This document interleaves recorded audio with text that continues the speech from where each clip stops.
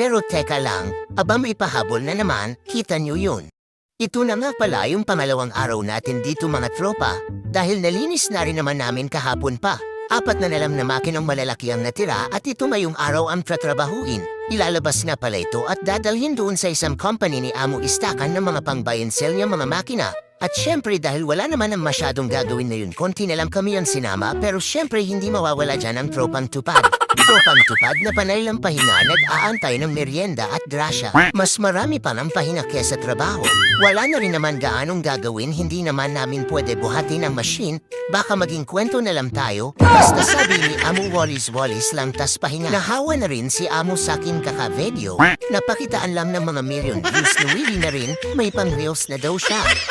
Hindi ka mamamonetize ni Mete kasi puro ka-violation panay kapasaway sa nagtre-trabaho. Napapahanga talaga kami sa driver ng forklift na to, sobrang galing. Akalain nyo, napabagsak niya ng dahan-dahan kahit sobrang bigat.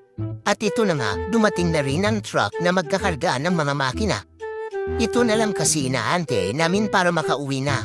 Pero teka lang, aba may pahabol na naman, kita nyo yun. Namimigay na naman ng pera. Akala siguro nila mukha na talaga kaming pera at madadali kami sa mga pagganito nila.